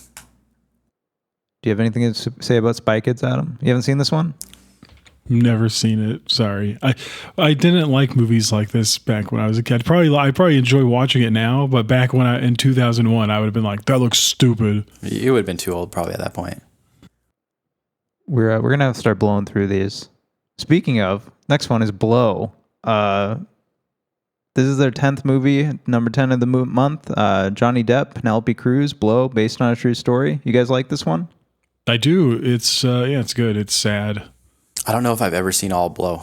I think I started it when I was like really young. It's probably like one of those movies my brother Lance loved, and I'm gonna have to. I've been meaning to watch it probably for decades now. Yeah, Adam just shared me the Immortal Technique video. We were talking about Scarface last week, and there's a sampled, base one where they incorporate scenes from Blow, and I was like, oh, that's cool. The only interesting thing for me to say is Jordi Molla is in Blow, who went on to be in Aggro Drift, Harmony Korine's recent infrared thriller. And hell yeah, I'll check it out just for that. Blow made $83 million. Decent. And then we had Memento at number 12, just notable. Came out, made $39 million. And then I just wanted to bring up a random one. Freddy Got Fingered. Have you guys seen Freddy Got Fingered? I've probably asked Adam this before. I saw Freddy Got Fingered in the movie theater with my older brother. Yeah, I don't. Maybe I went too. I don't know, but I have seen this at some point. I think it's one we got to talk about. It all goes back to Freddy Got Fingered, folks. This is going to be in the Criterion Collection someday. We're going to get ahead of it. R-rated surreal black comedy film directed by Tom Green. Yeah, people were outraged by this movie, or not necessarily an outrage, but people were like, "Oh God, this is so horrible. It's disgusting." I think it's kind of like an Andy Kaufman thing, isn't it?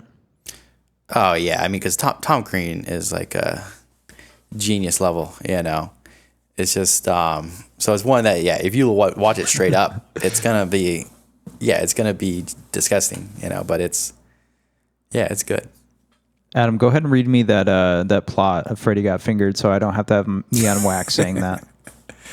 An unemployed cartoonist moves back in with his parents and younger brother Freddy.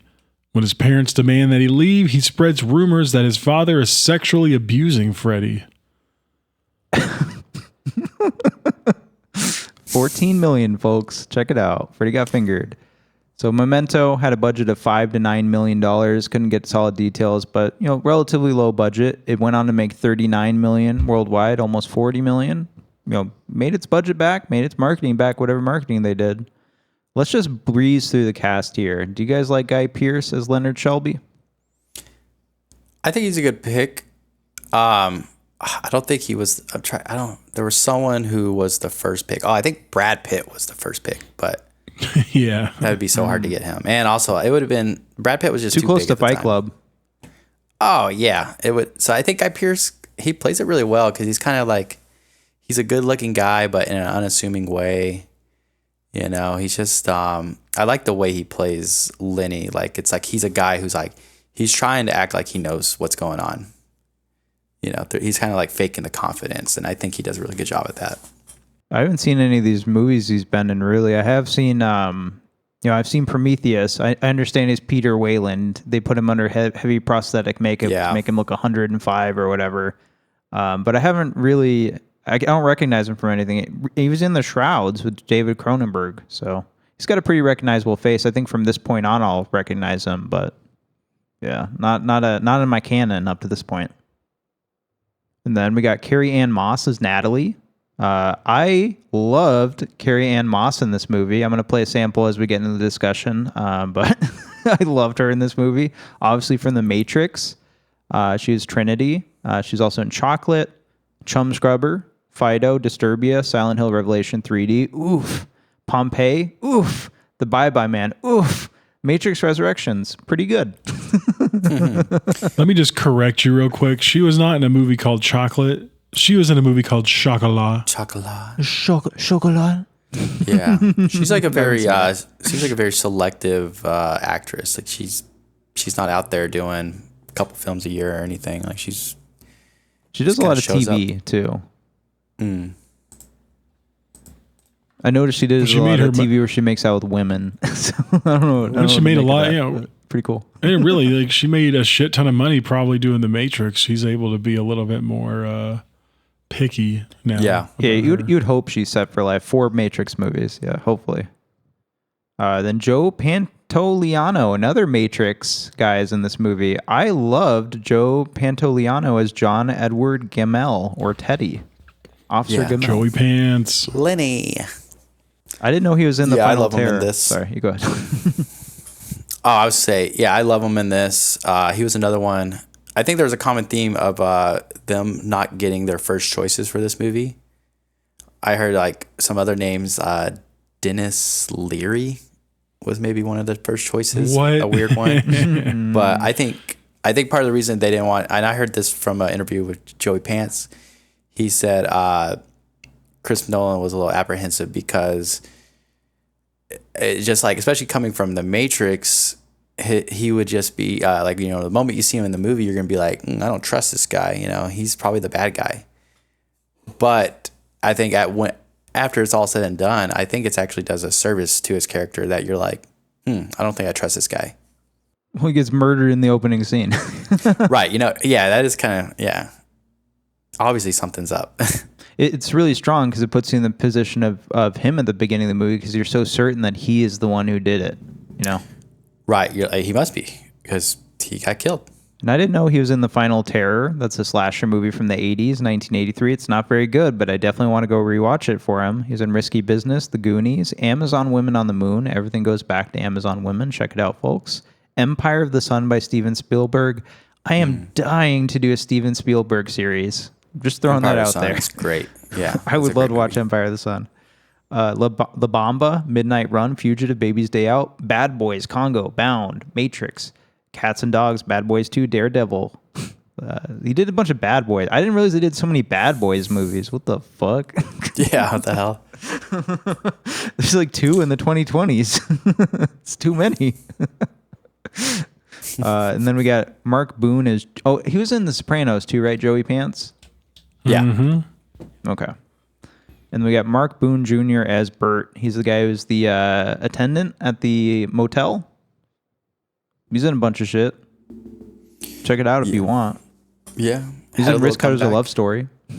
I love that movie, yeah. He came back with There we Batman go. Begins. We need to have Tyler on for Risk Cutters. I'll do that, yeah. I love that movie. He's good in this movie. What can you say? He's good. He plays like a greasy, fucking sleazy guy really well. That because you want to trust him, but you're like, he's ripping me off. Fuck. Yeah. Had a big role in Sons of Anarchy as well. Oh. Yeah, I haven't seen that one. Big show. We got Russ Vega as waiter. I kind of just took these early because I was like, I don't know who any of these people are yet. So I don't even remember the waiter. Who's the fuck is the waiter? I don't even know. The fuck him. I was looking up a picture of the actor. I was like, I do not recognize this guy. He's important. He's the waiter, dude. There's no way. All right, moving on. Sorry, Russ Vega. We got Georgia Fox as Catherine Shelby. Catherine Shelby is... Well, she's the wife, right? Yeah, she's the wife who has diabetes or something. Happy Hell Night / a movie in House of Frankenstein. Not much to talk about. She didn't do much. You know, if you talk about Georgia Fox. Oh. She's Lenny's wife that gets murdered, right? Yeah. Yeah.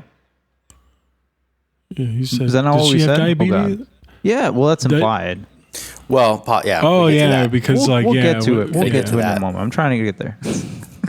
All right. Then Stephen Tobolowsky as Sammy Jankis. We love Sammy Jankis on the show. Have I told you about Sammy Jankis? Yeah. I'm sick of hearing about the guy. You know who Stephen Tobolowsky is. He's been a ton of shit. I love Stephen Lots of shit. I love him. Including Freakier Friday, which Tyler saw. I never saw that actually. Oh, really? You guys skipped it? Okay. Yeah, I remember talking about it, and then I decided on something else. I convinced my wife not to see it. Yeah, Stephen Tobolowsky's out here trying to make money, man. You need to see his movies. Then we got Harriet Sampson Harris as Miss Jankis. What is there to say? Thomas Lennon as Doctor. He's kind of cool. I thought they were gonna put Thomas Lennon in the role that Joey Pants did, but I was surprised that they didn't. In my mind they were like the same looking person, but then when they showed up side by side, I was like, they look completely different. He's the guy testing Sammy Jankis. Yeah, he's like pick up the stuff, Sammy. Test this, you quack. It was crazy to see Thomas Lennon in this movie. I honestly didn't even realize that was him, and I Reno 911 guy. Yeah, and crazy. he comes back again in The Dark Knight Rises. Again, he's like credited as Doctor. Yeah, I noted that. That was just weird. He's a doctor in 2 Chris Nolan movies. And then we got Callum Keith Rennie as Dodd. He was in Butterfly Effect. He's I don't remember the character's name. Evan's dad. Evan Treborn's dad. Oh. Jumps across the table and tries to strangle him. Yeah, okay. That's fun. He's been in a bunch of other stuff, but that's one of them. He's also in Existenz. You got Kimberly Campbell as Blonde. Couldn't tell you who Blonde is. I think she might be the sex worker he picks up. Oh, yeah. She was in the Bay. Yeah. And then Marianne Molelier as Tattooist. And Larry Holden as James F. Jimmy Grants. I like Jimmy Grants. That's weird. That guy's only done a couple of films. Yeah, he's in Insomnia and Batman Begins. So that's it. He was good though. He was good. I agree. And that's it. That's it for my trivia and everything. That means we're gonna get into the main feature, the main discussion. Now, folks. Did you lose your pen? Well, that's too bad, freak. Otherwise, you could write yourself a little note about how much Natalie hates your retarded guts and that I called your wife a fucking whore. Hey, don't say another fucking word. About your whore of a wife? I read about your condition, Leonard. You know what one of the causes of short-term memory loss is? Venereal disease. Maybe your cunt of a fucking wife sucked one too many diseased cocks and turned you into a fucking retard. What'd you guys think of your rewatch of Memento, assuming you've watched it before? Well, this was no rewatch for me, Dan. This was a first time for me. And it kind of sucks too, because like, had I seen this in high school, I would have been like, I don't know, this may have changed everything for me had I seen this in 2001. What I did see instead, I went and saw Pearl Harbor, and I was all super emotional seeing that movie, where I just remember being like, oh man, America. And so seeing this now, like at the age of 39, I'm just like, fuck, I missed out. It was really cool watching a movie where there are no cell phones. There are no flat screens. Like, I was just like, man, this is like so cool to be like taken back in time. And like, it's Christopher Nolan that I'm going back in time with. Or again, like there's so many earmarks of his movies that aren't in this. Like nowadays, all of his scores, for example, they're like super bombastic, super epic. And this like score for this movie was just like oppressive at times and just kind of like atmospheric. I wrote one thing down about this movie. It took me a second to get what his condition was. And at first throughout this movie, until he says like the incident, until I got my injury, I was like kind of freaking out because I was like, is this just a movie about like, how does this guy live this long if his memory is so fucked? Because I just thought, oh, his brain just does that. And, yeah, I don't know. This movie seems like if you've ever in your life have repeatedly gotten high like all day off of probably anything, it reminds you of that. It reminded me of that. I was like, oh, I remember being like just so fucking blasted out of my mind for 24 hours that I'm like couldn't remember what had happened earlier. This movie really took me places, and I felt a lot watching this movie. Yeah, I good times. And what about you, Tyler? Well, yeah, I guess I'm the only one who had seen this movie before. I didn't see it at the time, which is probably good for the best. I would have been a young child, so that would have been very confusing. Watched this late 2000s. Probably watched it with my older brother, just like a random movie we picked up. And I'd seen I'd seen like the whole Dark Knight trilogy. I might have seen Prestige before this. But I think in some ways this kind of like this, I'd been like interested in movies for a while, for most of my life, but this kind of got me into started exploring like kind of some more independent films, because at the time this was an independent film. But on this rewatch, yeah, definitely this is one that if you enjoyed it, then definitely revisit it.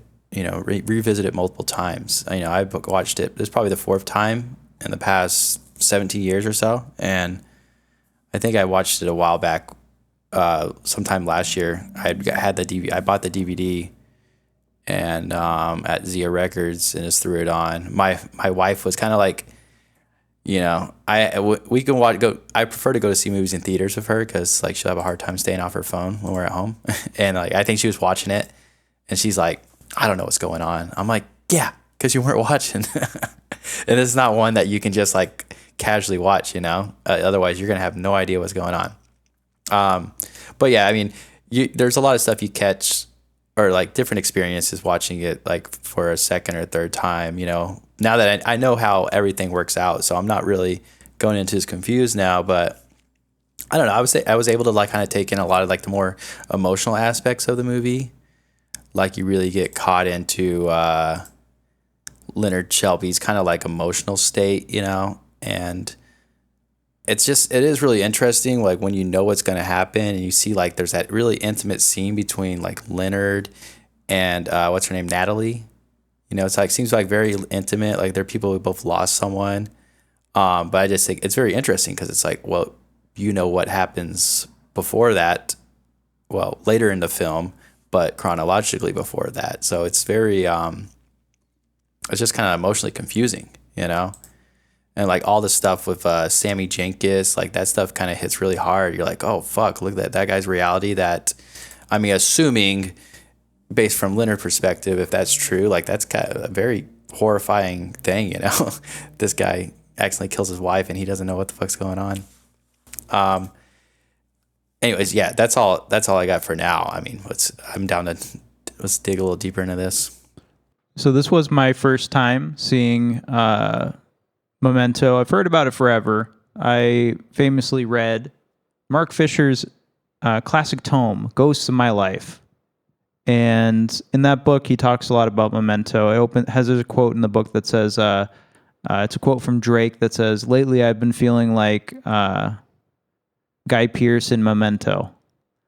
And that's like the opening quote to the book. And he makes the case that Memento is a good example of what we're experiencing culturally, at least in the moment when this book came out in like the writings from like 2010s, 2013, 2012, and the book came out in 2016, collection of writing.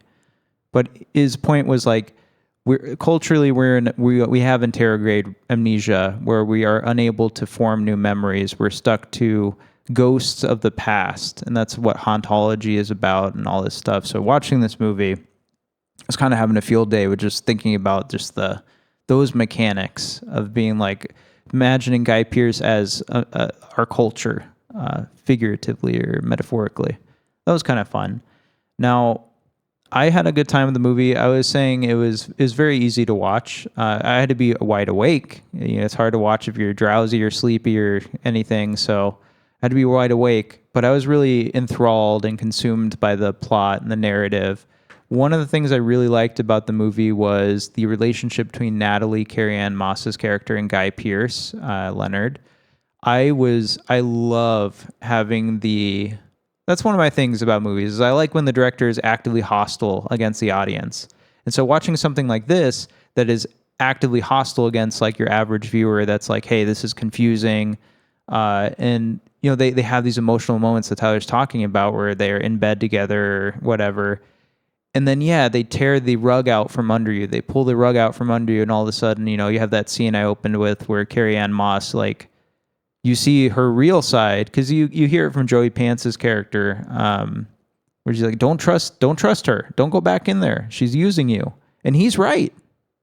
Like, he's using you too, but he's also like right what she's doing. And you don't believe it until that moment. And it reminded me of stuff like Andy Milligan has a movie. Andy Milligan's like a exploitation director from the 70s and shit. But he had a movie. I'm still trying to fucking find it. This is the problem with liking movies that no one's ever seen is it's hard to find them. But he made a movie that was similar in the... God, I'm not going to be able to find it. But point is, I think that's a noir element where like the woman is bad, right?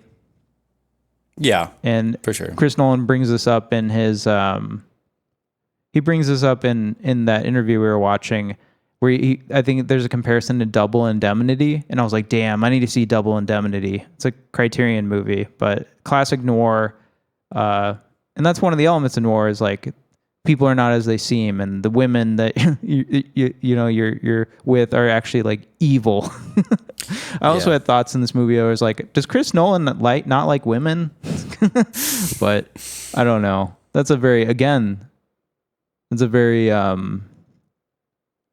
2020s identity politics brain take on this movie. But my last note here before we talk a little bit further is I said this was a psychological thriller about having fake friends, something I know very well. I like that. A psychological movie about having fake friends. That's because like so much of this movie you're spent like trying to like parse through like which one of these people are fucking him over and who in this movie is on his side.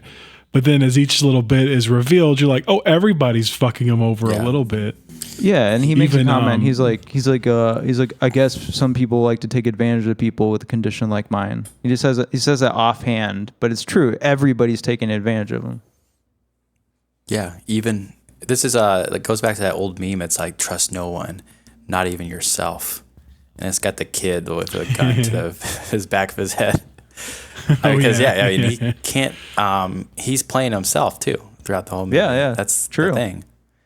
Yeah, I mean, it is interesting how while it's like the extremes of everybody is lying to Leonard, but at the same time, all those characters, they also have moments where they're like brutally honest with him. You know, even Mark Boone Jr., the hotel clerk attendant, he's like straight up. He's like, he's booking him multiple rooms, and he kind of gets caught in it in a moment. And then Leonard's like, "Oh, this isn't my room, is it?" And he's like, "Yeah, I booked you another room. My boss said it was a good idea." Like, he's just honest with him. He doesn't even like try to lie. And there's obviously that whole thing with Carrie-Anne Moss. She's railing him, which it's almost like comical, She's like, I'm using you. I'm gonna love this because I'm using you, and you're not gonna remember this later. Yeah, she keeps calling him. She keeps calling him the R word. Yeah. Yeah.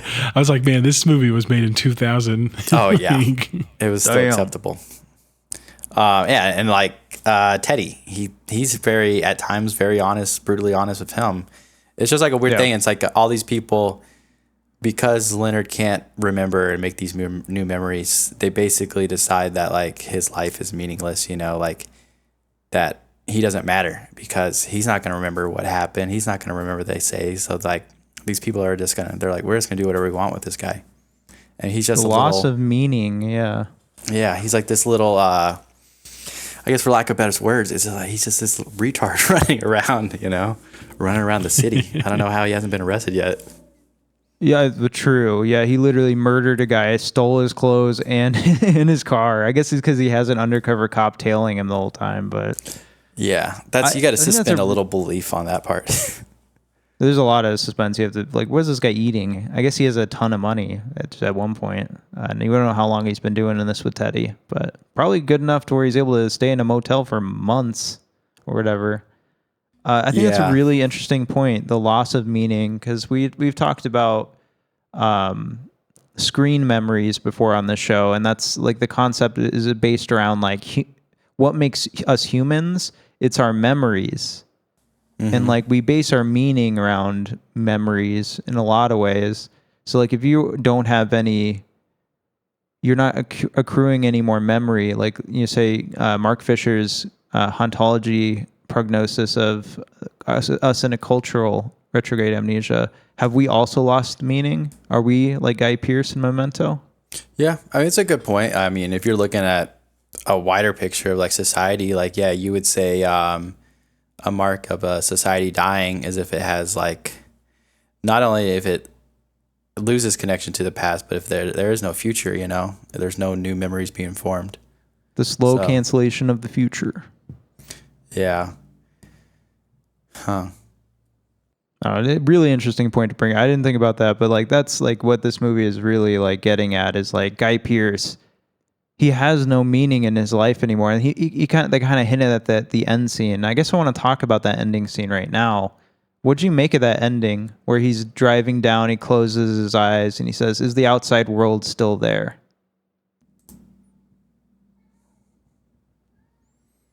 I guess I'll go first. I mean, it's like, I guess he's like giving himself meaning at that point. And even though he's not going to remember him having that conversation with himself, I mean, because right before that, he realizes that Teddy had tricked him to kill Jimmy Grants for Teddy's own benefit. And he decides, he's like, you know what? He's like, I'm going to put Teddy's name down and I'm going to tattoo his license plate so that I'm going to go hunt him down. At that point, it's like his meaning is that he's finding is just I guess in a way, a thrill to hunt, like he's just going to keep on doing this.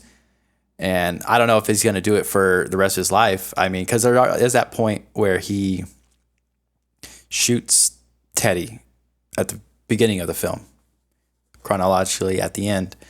It's like, I think he is, there is an argument to say that like he's kind of ending it right there. Like he shoots him, and then if there is no one to continue taking advantage of him, like, I mean, where does he go from there? Like, is he gonna remember, or is he gonna put kind of something to make him remember that he's done the deed?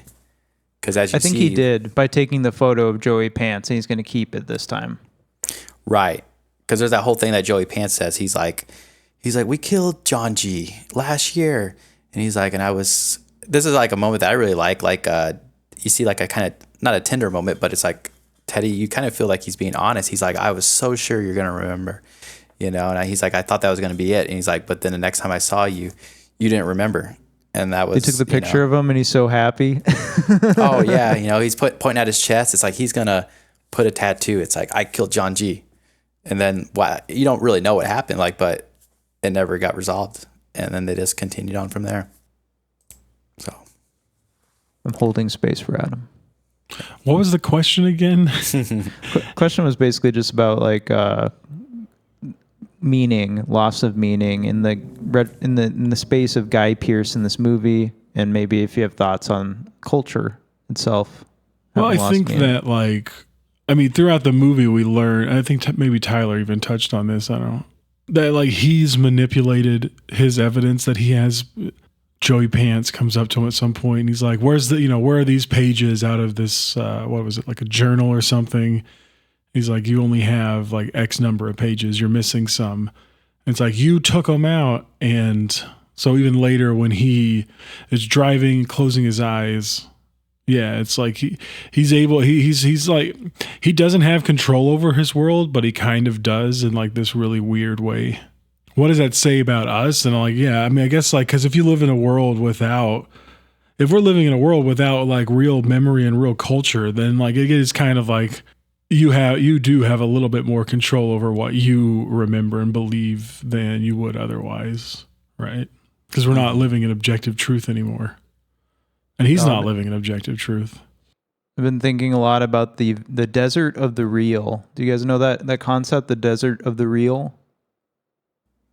No. I know that's a scene in The Matrix. It's based on like Baudrillard, I think, Simulacrum and Simulation, something like that, some classic book. But the idea is if you let's say you made a map of Disneyland, and you made it so detailed that everyone preferred the map over the actual Disneyland. That's the conceit of what we've done with everything. What we're living in now is. We're living in a simulation of the real thing, and the real thing is deteriorating. And it's when you wake up in the Matrix. If you wake up when you take acid, and you're like, oh my God, I live in a society that's really fucked up. That's the real. And so I don't know. I've just been thinking about. I guess in the context of this movie and meaning, I'm thinking, for sure at the end, what I guess it's a positive to me. I didn't know what to think about it in the moment, but talking about it now, I'm like, basically the end is him saying, yes, I live in the desert of the real. Like my life is fucked up. I live in hell. But the way to move forward, literally driving the car forward, closing his eyes, is to create your own meaning. And that's what he's doing. Is he's like, I've done the deed and now I have to create my own meaning. And I guess that's what it's saying at the end. In a way, which is something we talk about probably on the podcast before, but like, what is the meaning of life? There isn't really one. You have to create your own meaning. So there you go. Yeah. It's a very existential film, when you look at it that way. Yeah. I mean, and with memory, there is like a lot of that irony of, cause I don't know if we mentioned, or dove in it too much, how he's a former insurance investigator. So he's a very, facts-based person, objective evidence. But you get that, the irony, like he goes on that whole speech about, memory is like unreliable. You could misremember like the color of a car. And how he talks about how he's all about the facts. But throughout the whole movie, like all his facts are wrong, essentially, Yeah, he's sabotaged himself. Yeah, he either sabotaged himself or other people did. Yeah. So, I mean, while, yeah, sure, memory is unreliable, at the same time, it's like it is for you as a person. I mean, it's the only thing you really have. One of my worst fears is getting Alzheimer's or dementia. It doesn't really run in my family, but like that is like my worst fear other than getting cancer and dying or whatever, dying in a car wreck or something. It's just like, what happens when you don't remember who you are? Yeah. Yeah. They touch on that a bit because like, Joey Pants is like, you don't know who you are. And then Guy Pearce is like, oh, I know my name. I'm Leonard Shelby from San Francisco. But Joey Pants is like, no, that's who you were. He's like, that's not who you are now. Because like it really, and it's true. Like he's, who knows how far back this goes. This could have been 5 years. Decked down Jimmy D's like outfit. Yeah, driving his car. You're driving. You're wearing a dead guy's suit. It is kind of funny because like it kind of the perspective of him at the beginning of the film to the end. You're like, oh, he's like in plaid and this little vest. It's like he's a completely different person when you see him like that, But you kind of see him as this like suave detective early on in the movie. Yeah, that's a really cool, like, that's why it's like so cool to rewatch, is that you see Jimmy D show up in that outfit and you're like, oh, there it is. Yeah. And if you catch it at the beginning, Guy Pearce is talking all about, he's like, you needed this many pockets. And I was like, you don't have that many pockets in that other suit. Yeah, right. But yeah, I don't know. Shit.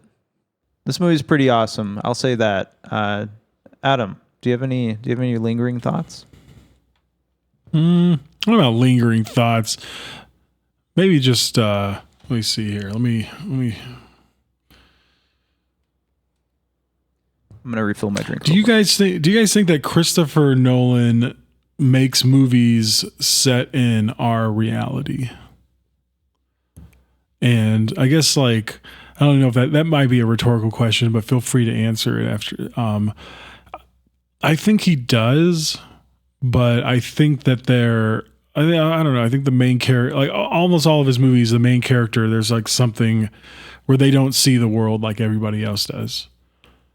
You know, even if it's just as like cartoonish as The Dark Knight, where Bruce Wayne sees the world in terms of justice. And then like Inception, the whole thing is like, oh, is Leonardo DiCaprio, is he dreaming? Is he awake? This is all fake. And I don't know. I just think it's interesting, like the view of reality you get in Christopher Nolan films. That's interesting. Yeah, I'm not really sure how I feel about that. I do agree that, like, yeah, a lot of his characters, a lot of them have like this weird hyper focus. You know, Memento, there's a hyper focus of he's trying to get justice and revenge for his wife. You know, The Dark Knight, very similar. You know, there's like a revenge and justice theme to it. Same as like Inception. There's like, yeah. So yeah, that's an interesting point. I mean, yeah, his movies are very, like, in a way, hyper realistic, you know, because even like a lot of times his science is praised. So I mean, I do feel like it's set in our real world in a way. You have to give some leeway though. Like, does this guy ever wash his clothes? He just wears that same suit every day. He never changes his underwear? What's going on? Yeah. I mean, we don't really know. He takes that shower and then comes out and just puts the same dirty ass suit on, you know? And you don't even know, like, how many days is this movie taken over? You really don't know. It's weird because one guy said he's only been there a couple days. Yeah. Yeah. I do love those, because once you get in the middle, there are some kind of fun beginning of scenes, you know, where he's that one where he's like sitting in the bathroom holding the bottle, and he's like, "Oh, I don't feel drunk," and he's like, "Okay, I'm gonna take a shower." Yeah, that was ridiculous. Yeah, and then like he's chasing the guy, he's chasing Dodd. And he's like, all right, what are we doing? All right. Oh, okay. I'm chasing this guy. And he stops and runs towards him. He's like, oh, fuck. No, he's chasing me when he takes He's chasing me. Yeah, that was great. Yeah, I love that as well. Yeah, those are fun. Are you familiar with Tenet, like the plot of Tenet or how it works, or no? No, I just know it's about time travel. Kind of. It's this guy who's the plot takes place, you know, narratively, chronologically, but the chronological order is in reverse. So he's literally in reverse order the entire movie. So it starts at like the end, I think. It's really weird. It's okay. Like, that's the thing with Chris Nolan is he plays with perception, and that's another one that's really interesting, like Memento. Gets shat on by people a lot though.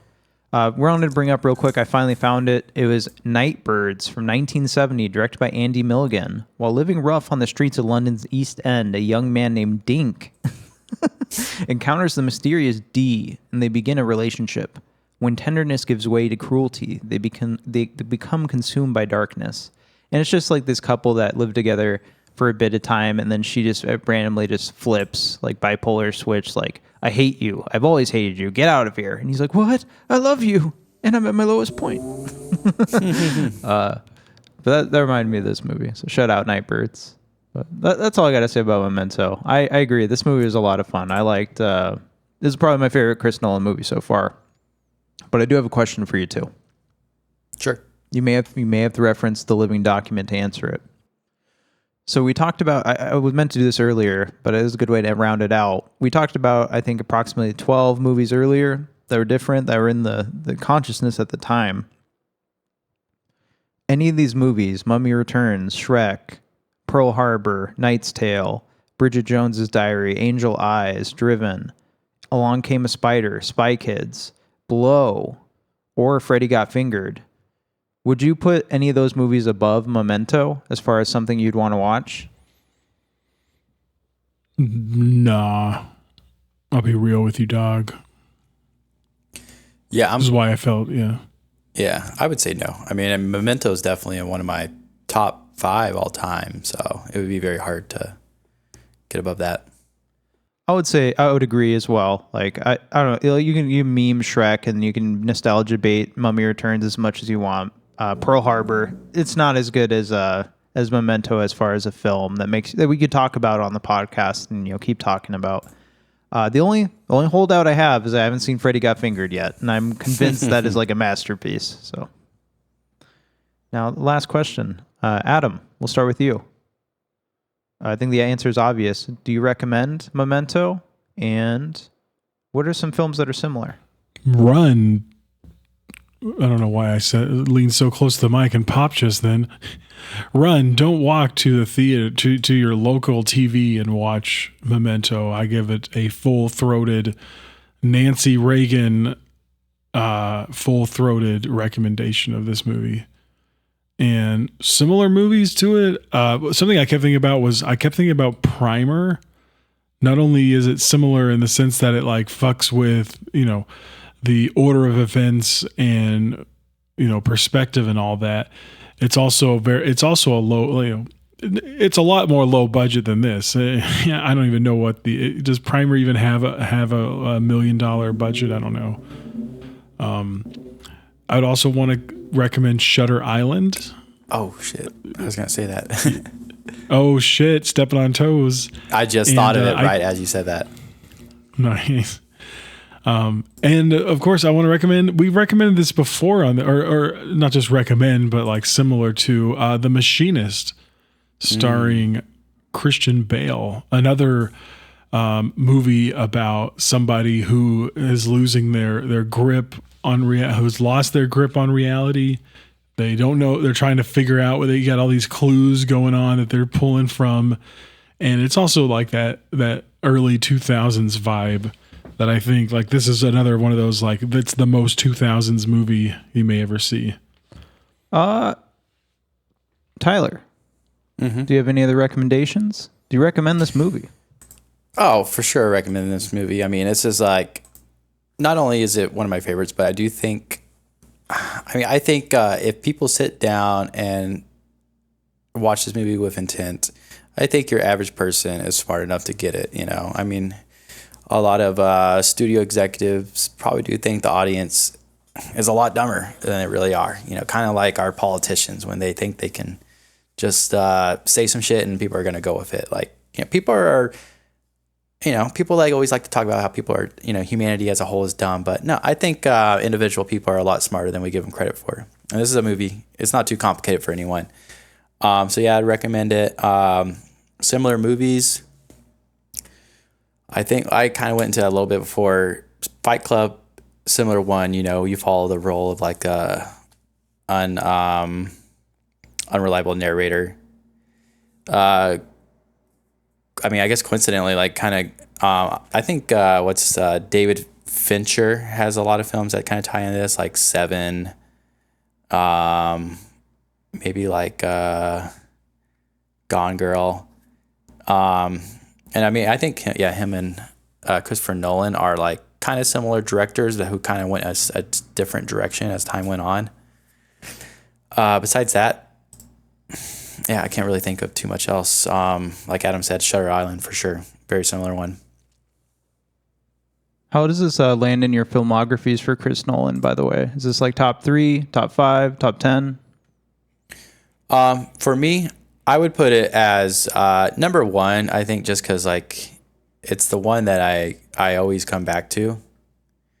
Like sure, like from a pure I mean, a lot of his movies are very big budget, so it's stuff like The Dark Knight, Oppenheimer, Interstellar. Like those are big, ambitious films. But I think Memento just like it's a true independent film where it gets by strictly from its like, just the raw script, the raw performances, the direction. There's no like punches really being pulled outside of that. Like it's a great movie. I mean, I think this is going to be forever like one of my top 5. Would you say it's less spectacle? Yeah. Mm-hmm.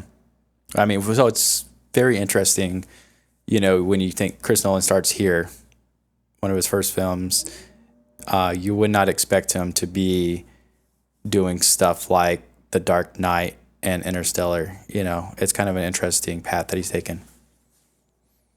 Yeah, for sure. I respect him a lot more after watching this one. What about you, Adam? It's like a gourmet neo-noir film.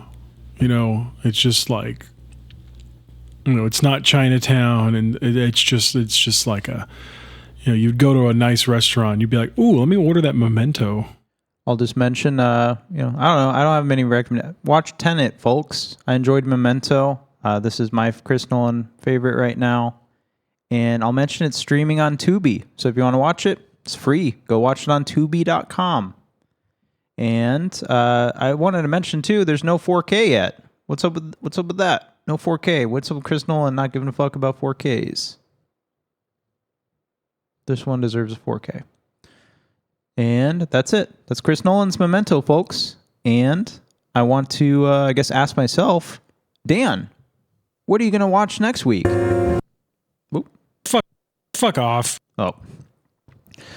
Guess what, folks? Next week we're going to be watching 2025's, directed by Josh Safdie, Marty Supreme.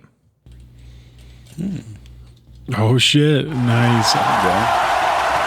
It's good. That's good. You gotta force me to watch this because I haven't yet for some reason. Yeah, we're gonna be watching Marty Supreme next week. I got the 4K UHD with the commentary and all this stuff, so I'm gonna be packed to the gills with things to say, hopefully.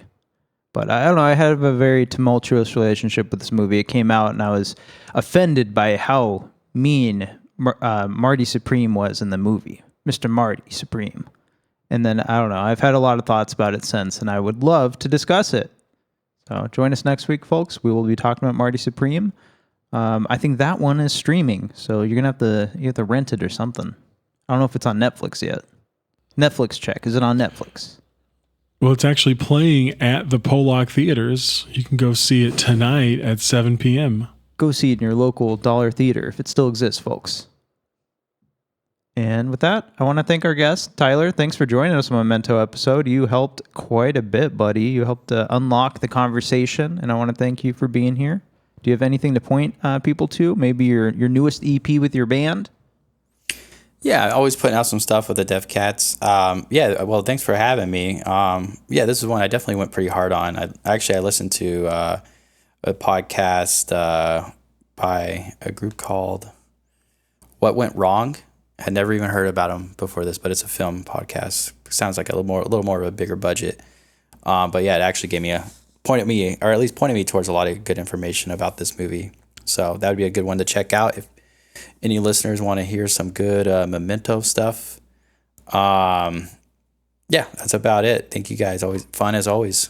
And we'll include Tyler's links in the description as always. Follow him on Letterboxd. And Adam, is anything you've been working on? Anything you want to promote? Thanks for joining us, buddy. Anything to promote? Your new baby. You know what? I think he's dropping soon. I'm going to be. Or she's dropping soon. Yeah, be dropping a new baby soon. I will literally be dropping a new baby soon. I got those butterfingers. You know what, Dan? I think it's not going to do anything, but we're going to, once the time is ready, I think we'll link my baby registry on this podcast. See if that get anything from the fame. It's worth a shot. We'll include it. That's where we are in America. That's where we are in America now. If I had cancer, we'd be plugging my my GoFundMe. So.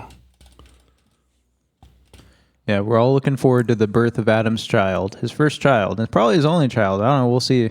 That's gonna be a big deal. Can we make it to 100 before then? Oof. I mean, we only got what, 5 more episodes? Five more episodes. This is 95. Thanks for joining us on 95, folks. Adam, do you have any kind words for our beautiful listeners that have listened to us rattle on for 2 hours about Chris Nolan's Memento? I mean, just as always, thanks again for listening, everybody. Like, I to think that somebody might be taking my words into account, the words of my best friend, the words of my younger brother, you know, if we don't ever meet in this terrifying world, maybe we'll meet in the next one. But thank you for listening. I Want to Be Alive, bringing it back. That's our show.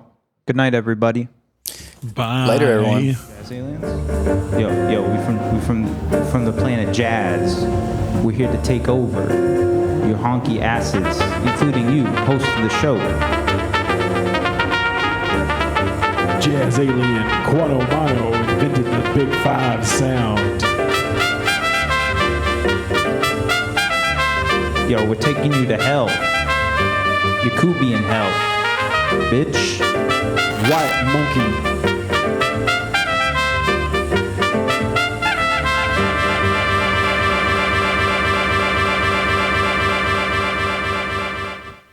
I also want to just note, like, Adam Sandler's animated body is beautiful.